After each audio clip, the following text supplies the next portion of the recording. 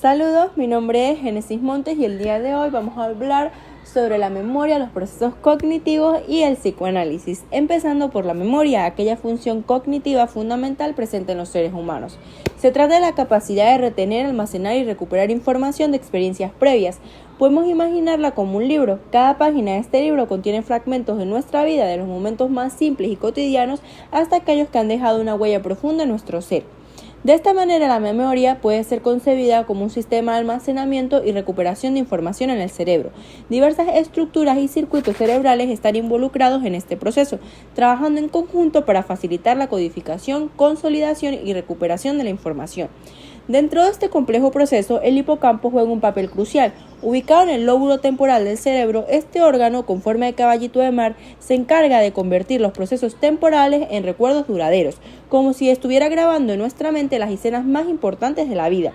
Imagina el hipocampo como un archivista meticuloso, que organiza y guarda nuestros recuerdos episódicos, esos momentos únicos que incluyen detalles específicos de eventos pasados, cómo nos sentimos, qué vimos, dónde estábamos. Es importante destacar que la memoria no es un proceso estático, sino que está sujeta a modificaciones, olvidos y distorsiones. Con el transcurso del tiempo, nuestros recuerdos pueden ser modificados, olvidados o distorsionados con el paso del tiempo. Incluso nuestra propia percepción y emociones pueden influir en cómo recordamos ciertos eventos. Propuesto por Atkinson y Shiffrin en 1968, describe la memoria como un sistema dinámico que involucra tres almacenes principales: la memoria sensorial, la memoria a corto plazo y la memoria a largo plazo. La memoria sensorial es el primer almacén de información. Registra la información que recibimos a través de nuestros sentidos durante un periodo muy corto, generalmente menos de un segundo. Su función principal es mantener la información sensorial disponible el tiempo suficiente para que la atención la capte y pueda ser transferida a la memoria a corto plazo. Por ejemplo, al mirar una imagen fugazmente, la memoria sensorial icónica registra la información completa durante unos milisegundos, incluso después de que la imagen haya desaparecido. Si prestamos atención a algún detalle específico de la imagen mientras la estamos viendo, esa información podrá ser transferida a la memoria a corto plazo.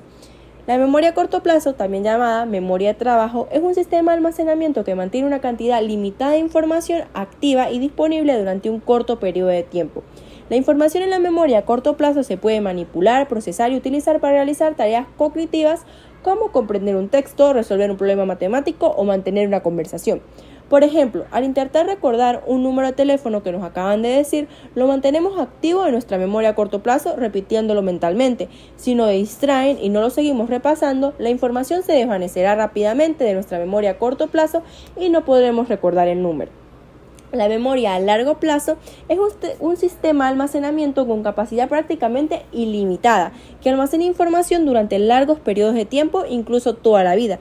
La información en la memoria a largo plazo está organizada y codificada de manera significativa, lo que nos permite recuperarla posteriormente cuando la necesitamos. Por ejemplo, recordar eventos importantes de nuestra infancia, los conocimientos que hemos adquirido a lo largo de la vida o habilidades que hemos aprendido, como montar a bicicleta o montar caballo. Crane y Locker, dos investigadores, desafiaron la visión tradicional de la memoria como un sistema de almacenamiento pasivo. Su enfoque, a diferencia de modelos anteriores, no se centraba en la estructura de la memoria, sino en los procesos mentales que ocurren durante el aprendizaje. Este modelo nos dice que no basta con que la información llegue a nuestro cerebro, sino que la forma en la que procesamos la información determina cuánto tiempo y con qué precisión la recordaremos. Ahora bien, imaginemos un iceberg. La punta, la parte visible, representa el procesamiento superficial. Aquí la información se procesa a nivel básico, atendiendo características sensoriales como el color, la forma o el sonido. Por ejemplo, al leer la palabra mariposa, podríamos fijarnos en que está escrita en mayúscula, el tipo de letra o si tiene muchas letras. Este tipo de procesamiento genera un recuerdo débil y fugaz. Sumergiéndonos un poco más, encontraremos el procesamiento fonológico. Aquí analizamos la información a un nivel acústico, prestando atención a la rima, la pronunciación o el número de sílabas. Siguiendo con el ejemplo, podríamos repetir mentalmente mariposa, pensar en palabras que riman con ella, como rosa o esposa, o contar sus sílabas. Este nivel genera un recuerdo un poco más duradero, pero aún susceptible al olvido. Finalmente, en la profundidad del iceberg encontraremos el procesamiento semántico, el nivel más profundo de análisis. Aquí nos enfocamos en el significado de la información, relacionándola con nuestros conocimientos previos, experiencias y emociones. En el caso de mariposa, podríamos pensar en su belleza, en sus colores, en que vuela, en que poliniza flores o en alguna experiencia que hayamos tenido con ellas, como de chiquita me gustaba jugar a perseguirlas. Nuestra mente es un escenario fascinante, donde los procesos cognitivos dan vida a nuestra experiencia del mundo. Esos procesos, lejos de ser estáticos, interactúan constantemente, transformando la información que recibimos y permitiéndonos aprender, razonar y crear. Empecemos con los procesos cognitivos básicos. Sensación. Es el proceso para el cual nuestros receptores sensoriales detectan la energía física del entorno y la codifican en señales nerviosas que el cerebro puede interpretar. Por ejemplo, la luz que entra a nuestros ojos y activa las células receptoras de la retina, el sonido que hace vibrar nuestros tímpanos o la presión de un objeto sobre nuestra piel. Percepción. Es el proceso de organizar e interpretar la información sensorial para construir una representación significativa del entorno, es decir, dar sentido a las sensaciones. Por ejemplo, al mirar un cuadro como La noche estrellada de Van Gogh, nuestros ojos perciben pinceladas de diferentes colores y formas, sensaciones. Sin embargo, nuestro cerebro organiza esa información para que podamos percibir una noche nocturna con un cielo estrellado y un pueblo a la distancia. No solo vemos manchas de color, sino que reconocemos objetos, formas y experimentamos emociones. Atención, es el proceso de seleccionar y concentrar nuestros recursos cognitivos en un estímulo o información específica, ignorando otros estímulos irrelevantes. Por ejemplo, en una habitación ruidosa podemos centrar nuestra atención en la conversación que estamos teniendo con una persona. De la memoria ya hablé anteriormente, ahora los procesos cognitivos superiores. Pensamiento.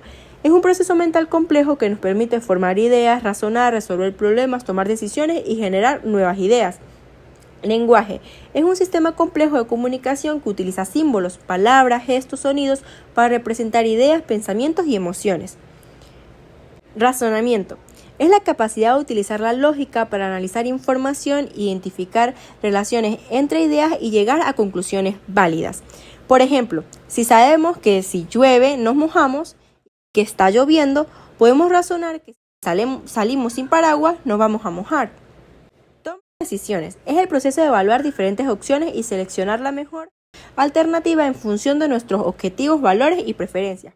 Por ejemplo, elegir una carrera o qué comer durante el día. Creatividad. Es la capacidad de generar nuevas ideas originales y valiosas. Implica pensar de manera divergente, explorando múltiples soluciones y perspectivas. Por ejemplo, un músico que compone una nueva melodía, un artista que crea una pintura original o un científico que desarrolla una teoría innovadora está utilizando su creatividad. Resolución de problemas. Es el proceso de identificar y analizar un problema y generar posibles soluciones, evaluarlas y seleccionar la más adecuada para ponerla en práctica. Por ejemplo, resolver un problema matemático. Los niños no son recipientes vacíos que esperan ser llenados, sino pequeños científicos que exploran, experimentan e interactúan con su entorno para dar sentido al mundo que les rodea. De esta manera, acompáñame a descubrir paso a paso el desarrollo cognitivo. De los 0 a los 2 años, de los reflejos a la acción intencional. En los primeros meses los bebés actúan por reflejo, respondiendo de forma automática a los estímulos. Poco a poco descubren que sus acciones tienen un impacto en el mundo, lo que les lleva a repetirlas para obtener resultados placenteros, como succionar un chupete o evitar situaciones desagradables como apartar un juguete ruidoso. La permanencia del objeto. Al principio, si escondemos un juguete bajo una manta, para un bebé este simplemente desaparece. A medida que avanza la etapa, comprenderá que el objeto sigue ahí incluso cuando está oculto, lo que demuestra un desarrollo notable en su capacidad de representación mental. El juego simbólico y la imitación. Hacia el final de la etapa sensorio-motora, los niños empiezan a desarrollar la capacidad de representación mental, lo que se manifiesta en la aparición del juego simbólico, como usar un plátano como teléfono, y la imitación diferida, reproducir una acción observada previamente. Etapa preoperacional. Abarca de los 2 a los 7 años y es el auge de la imaginación y el pensamiento simbólico, el lenguaje como herramienta de representación. Las palabras se convierten en símbolos que representan objetos, personas y acciones, lo que le permite a los niños comunicarse con mayor precisión, compartir sus experiencias y construir un mundo interno más complejo. El egocentrismo. El mundo gira a mi alrededor. Uno de los rasgos distintivos de esta etapa es el egocentrismo, que no implica egoísmo, sino la Dificultad para comprender que otras personas pueden tener perspectivas diferentes a la suya. Un niño en esta etapa puede pensar que si él cierra los ojos, los demás no podrán verlo. El pensamiento intuitivo, razonamiento basado en apariencias. Los niños preoperacionales se dejan llevar por lo que ven. Les cuesta comprender la conservación de la materia. Creen que un vaso alto y delgado contiene más líquido que un vaso bajo y ancho, aunque se hayan trasladado el mismo líquido. Su pensamiento se centra en un solo aspecto de la realidad a la vez, lo que le limita su capacidad para realizar operaciones mentales reversibles, como sumar y restar. Etapa de las operaciones concretas. Va de los 7 a los 11 años. La lógica entra en escena en esta etapa. El declive del egocentrismo. Los niños comienzan a comprender que otras personas tienen sus propios pensamientos y sentimientos, los que les permite desarrollar la empatía y la cooperación. La conservación de la materia. Comprenden que la cantidad de materia se mantiene constante aunque cambie su forma o apariencia. Ahora entienden que el vaso alto y el delgado no contiene más líquido a pesar de lo que sus ojos le dicen. Además, adquieren la capacidad de realizar operaciones mentales en dos direcciones, como sumar y restar, lo que les permite comprender la lógica de las relaciones matemáticas. La clasificación y seriación. Pueden organizar objetos en categorías, por color, forma, tamaño, y ordenarlos en series, de menor a mayor, de más ligero al más pesado. Etapa de las operaciones formales, a partir de los 11 años. El pensamiento abstracto. Los adolescentes pueden comprender conceptos abstractos como la justicia, la libertad o el infinito, y pueden reflexionar sobre ideas complejas sin necesidad de referirse a objetos o situaciones concretas. El razonamiento hipotético-deductivo. Pueden formular hipótesis, diseñar experimentos mentales para probarlas y sacar conclusiones lógicas, incluso si éstas contradicen su experiencia previa. El pensamiento idealista. Los adolescentes desarrollan la capacidad de imaginar un mundo mejor y cuestionar las normas sociales existentes, lo que les lleva a buscar su propia identidad y a comprometerse con causas sociales. Imagina un niño jugando con bloques de construcción. No se limita a observarlos pasivamente, sino que los manipula, los apila, los derriba y los vuelve a construir, creando estructuras cada vez más complejas. Esta imagen ilustra la esencia del constructivismo endógeno, la teoría de Jean Piaget. Para Piaget, el niño es un constructor activo que organiza y da sentido a la información a través de la interacción con su entorno. En términos endógeno, enfatiza que este proceso de construcción se origina desde dentro del individuo a partir de sus propias estructuras mentales y experiencias. Para Piaget, el concepto esquemas explica cómo los niños organizan el conocimiento. Un esquema es una estructura mental que representa una categoría de objetos, acciones o ideas. Por ejemplo, un bebé puede tener un esquema para chupar que al inicio se aplica a cualquier objeto que se le acerque a la boca. A medida que el niño interactúa con el mundo, sus esquemas se modifican y se vuelven más complejos a través de dos procesos fundamentales: asimilación y acomodación. Asimilación. Cuando el niño encuentra nueva información, intenta integrarla a sus esquemas existentes. Por ejemplo, si al bebé se le da un chupete nuevo, lo asimilará a su esquema de chupar porque se ajusta a su experiencia previa. Acomodación. Cuando la información nueva no encaja en los esquemas existentes, el niño se ve obligado a modificarlos o crear nuevos esquemas para adaptarse a la nueva realidad. Por ejemplo, si al bebé le da una pelota, tendrá que modificar su esquema de chupar para poder jugar con ella, desarrollando nuevas formas de interacción.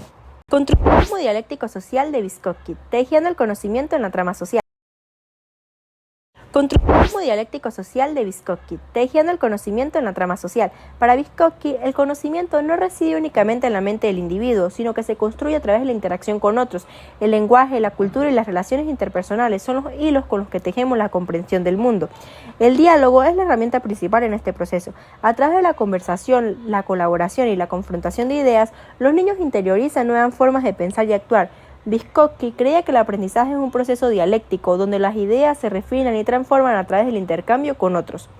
La zona del desarrollo próximo es un concepto central en la teoría de Vygotsky. Esta zona representa la brecha entre lo que un niño puede hacer por sí mismo y lo que puede lograr con la ayuda de un guía más experto, un maestro, un padre o incluso un compañero más avanzado. Pueden proporcionar el andamiaje temporal que el niño necesita para superar sus límites actuales y alcanzar un nuevo nivel de comprensión.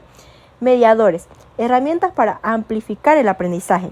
El lenguaje es el mediador principal de la zona de desarrollo próximo. Pero Vygotsky también destacó el papel de otras herramientas culturales, como los sistemas de símbolos, los mapas geográficos, conceptuales, entre otros, el arte y la tecnología. Estas herramientas actúan como amplificadores cognitivos, extendiendo nuestras capacidades mentales y permitiéndonos abordar problemas más complejos. El andamiaje es un concepto clave en la teoría del desarrollo de Vygotsky. Imagina un edificio en construcción, donde se usan estructuras temporales, andamios, para sostenerlo mientras se fortalece. De manera similar, el andamiaje en el aprendizaje se refiere al apoyo temporal que un experto, como un maestro, padre o compañero, brinde a un aprendiz para ayudarlo a dominar una tarea o concepto que está más allá de su capacidad actual.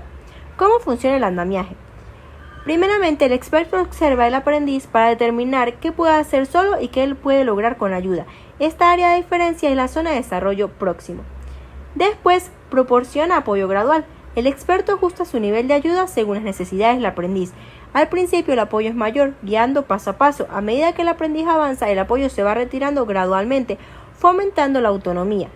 También se usan diversas estrategias. El andamiaje no se limita a una sola técnica, se pueden usar diversas estrategias, como el modelado, mostrar al aprendiz cómo se realiza la tarea, indicaciones, dar pistas o sugerencias para guiar el proceso, preguntas estratégicas, formular preguntas que lleven al aprendiz a reflexionar y encontrar soluciones, descomposición de tareas, dividir la tarea en pasos más pequeños y manejables, y el trabajo colaborativo, formar grupos donde los estudiantes se apoyen mutuamente.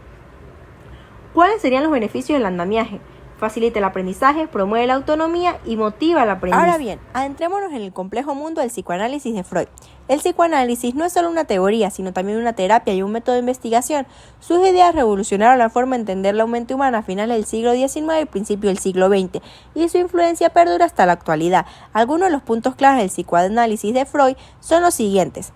El inconsciente. Freud postuló que la mente no se limita a lo consciente, sino que existe una parte mucho más amplia e inaccesible, el inconsciente. Aquí residen los deseos, miedos, recuerdos y conflictos reprimidos que influyen en nuestra conducta y emociones, sin que seamos conscientes de ello. La importancia de la infancia. Freud sostenía que las experiencias de la infancia dejan huellas profundas en nuestra personalidad y en nuestra vida adulta. Del desarrollo psicosexual, el aparato psíquico y los mecanismos de defensa hablaremos posteriormente. La interpretación de los sueños. Freud consideraba los sueños como la vía regia al inconsciente. A través de la interpretación de los símbolos y el lenguaje onírico se pueden revelar deseos y conflictos ocultos. La terapia psicoanalítica se basa en la idea de que al hacer consciente lo inconsciente se pueden resolver conflictos y aliviar el sufrimiento psíquico. Se utilizan técnicas como la asociación libre, el análisis de transferencia y la interpretación. Desarrollo psicosexual. Según Freud, la sexualidad es una fuerza motivadora fundamental en nuestras vidas, que se manifiesta de diferentes formas a lo largo de nuestro desarrollo. Crea que la sexualidad no se limita solo al acto sexual, sino que abarca una amplia gama de deseos y pulsiones. De esta manera desarrolló las 5 etapas del desarrollo psicosexual. Primero está la etapa oral, que abarca de los 0 a 2 años, y la zona erógena principal es la boca. En esta fase el bebé experimenta el mundo a través de la boca, principalmente a través de la alimentación y la succión. Según Freud, las experiencias en esta etapa temprana pueden influir en la forma en que las personas buscan satisfacer sus necesidades emocionales en el futuro. Etapa anal. La etapa anal se desarrolla alrededor de los 2 a 3 años de edad y se centra en la zona anal como fuente de placer. Durante esta fase, los niños exploran sensaciones de retención y liberación relacionadas con el control de esfínteres. Freud sugirió que las experiencias en esta etapa pueden influir en la forma en que las personas manejan cuestiones de control, autoridad y límites en su vida adulta. Etapa fálica. La etapa fálica tiene lugar alrededor de los 3 a 6 años de edad y se caracteriza por el interés del niño en sus genitales. Freud introdujo el complejo de Edipo en esta etapa, donde los niños experimentan deseos inconscientes hacia el progenitor del sexo opuesto y rivalidad con el del mismo sexo. Según Freud, resolver este complejo de forma adecuada es crucial para el desarrollo psicosexual sano. Etapa de latencia. La etapa de latencia ocurre aproximadamente entre los 7 años y la pubertad. Durante esta fase, los impulsos sexuales parecen estar menos activos, mientras que los niños dirigen su energía hacia actividades escolares, deportivas y sociales. Freud creía que esta etapa servía como un periodo de calma relativa antes de la siguiente fase crucial, que es la etapa genital, que es de los 12 años en adelante. En la etapa genital comienza en la pubertad y se extiende hasta la adultez. En esta etapa el interés sexual se reaviva y se busca establecer relaciones íntimas maduras con otros. Freud consideraba que alcanzar una resolución exitosa en las etapas anteriores era fundamental para lograr una sexualidad adulta saludable y relaciones satisfactorias. Freud propuso el aparato psíquico, que se compone de 3 instancias o estructuras que interactúan entre sí: el ello, el yo y el superyo. El ello busca la satisfacción inmediata de placer y la evitación de dolor, sin importar las consecuencias. Está movido por los instintos primarios e impulsos, opera bajo el principio del placer. El yo se desarrolla a partir del ello, en contacto con la realidad. Su función es medir entre las demandas del ello, las exigencias del superyo y las posibilidades que ofrece el mundo exterior. Actúa bajo el principio de la realidad, busca satisfacer al ello de manera aceptable para el mundo externo. El superyo es la voz de la conciencia, la moral y las normas sociales. Se forma a partir de la internalización de las normas de los padres y la sociedad. Busca la perfección moral y reprime los impulsos inaceptables del ello. Opera bajo el principio del deber moral. Un ejemplo es que, coloquemos, estamos a dieta y vemos un delicioso pastel de chocolate. El ello nos dice: cómate el pastel, date el gusto. El superyo nos dice: no lo hagas, romperás la dieta, es malo para ti. Y el yo nos dice: podrías comer un pequeño trozo o buscar una opción más saludable para satisfacer tu antojo sin romper la dieta completamente. Mecanismo de defensa del psicoanálisis. Desplazamiento. Este mecanismo implica redirigir impulsos emocionales o reacciones de un objeto o situación peligrosa a otro que sea menos amenazante. Por ejemplo, alguien que está enojado con su jefe puede desplazar esa ira hacia un amigo o familiar en lugar de expresarla directamente en el trabajo. Sublimación. Aquí los impulsos no deseados o inaceptables se canalizan hacia actividades socialmente aceptables y culturalmente valoradas. Por ejemplo, alguien con impulsos agresivos fuertes puede encontrar liberación y exploración saludable a través del deporte competitivo. Represión. Se refiere al proceso inconsciente de mantener pensamientos, recuerdos o deseos perturbadores fuera de la conciencia para reducir la ansiedad. Estos pensamientos reprimidos pueden influir en el comportamiento sin que la persona sea consciente de ello. Proyección. Este mecanismo implica atribuir a otros los propios pensamientos, sentimientos o impulsos no deseados. Por ejemplo, alguien que tiene sentimientos de envidia puede proyectar esa envidia en otra persona acusándola de ser envidiosa. Negación. Consiste en rechazar la realidad o la existencia de algo que resulta amenazante o doloroso. Regresión. Se refiere a retroceder a comportamientos o etapas de desarrollo anteriores en momentos de estrés o ansiedad. Por ejemplo, un adulto puede recurrir a comportamientos infantiles como chuparse el pulgar en situaciones de gran estrés. Formación reactiva. Este mecanismo implica actuar de una manera opuesta a los impulsos o sentimientos no deseados. Aislamiento. Consiste en separar ideas o sentimientos perturbadores de otros pensamientos conscientes para evitar la ansiedad. Por ejemplo, una persona puede hablar de una experiencia traumática de manera muy objetiva e distante, como si no le afectara emocionalmente. Condensación. Se refiere a la combinación de varios pensamientos, deseos o elementos en uno solo, a menudo simbólico. Por ejemplo, en un sueño, diferentes aspectos de la vida de una persona pueden condensarse en la figura de un animal, representando así múltiples significados de manera compactada. Racionalización. Este mecanismo implica justificar comportamientos, pensamientos o sentimientos inaceptables con razones lógicas y aceptables para reducir la ansiedad. Por ejemplo, alguien que pierde una competencia puede decir que en realidad no quería esa meta o que había otras circunstancias que lo impidieron. Haré algunos representantes del psicoanálisis además de Freud. Uno de ellos es Carl Jung, un antiguo colaborador de Freud, que compartía con él la importancia del inconsciente, pero además creía en un inconsciente colectivo, una especie de biblioteca mental compartida por toda la humanidad, llena de arquetipos o imágenes universales como el héroe, el sabio o la madre. Alfred Adler también fue otro psicoanalista, que para él el motor principal del comportamiento humano no era tanto la energía sexual, sino el sentimiento de inferioridad presente desde la infancia y que nos impulsa a buscar la superación. Karen Horney también es otra psicoanalista conocida por sus críticas a algunas teorías freudianas. Ella se centró en temas como la ansiedad básica, los conflictos neuróticos y las estrategias de afrontamiento. Para Lacan, el lenguaje no era solo una herramienta de comunicación, sino que estructuraba nuestro inconsciente. Lacan exploró conceptos como el estadio del espejo, donde el bebé se reconoce a sí mismo en el espejo y comienza a formar su propia identidad, y el otro, que representa el mundo externo y cómo éste nos influye.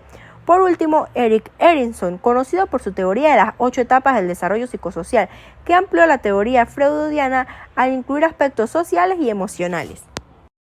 Ya llegando al final de este recorrido por la memoria, la cognición y el psicoanálisis, la sensación que prevalece es asombro ante la complejidad y la riqueza de la mente humana. La memoria se revela no como un archivo estático, sino como un escultor que experiencia tras experiencia va dando forma a la identidad.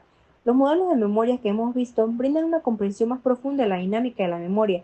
La información no se limita a un almacenamiento pasivo, sino que se codifica, se procesa y se evoca de formas fascinantes. Este conocimiento resulta fundamental para optimizar el aprendizaje y la retención de aquello que realmente se valora. Piaget y Vygotsky nos invitan a no ver a los niños como simples receptores de información, sino como exploradores activos en constante interacción con el mundo que buscan comprender. El concepto de andamiaje revela cómo el entorno social y cultural moldea la forma de pensar desde la infancia. Finalmente, el psicoanálisis de Freud abre las puertas al complejo mundo del inconsciente. Motivaciones ocultas, mecanismos de defensa y fuerzas que operan fuera de la conciencia se vuelven protagonistas. Conocer estas dinámicas internas se vuelve clave para profundizar en el autoconocimiento y para una gestión emocional más saludable. En resumen, esta inmersión en la mente humana se convierte en un viaje revelador. Los conceptos explorados trascienden y se transforman en herramientas poderosas para el crecimiento personal, la construcción de relaciones más auténticas y una vida más consciente. Muchas gracias por acompañarme hasta aquí en este recorrido.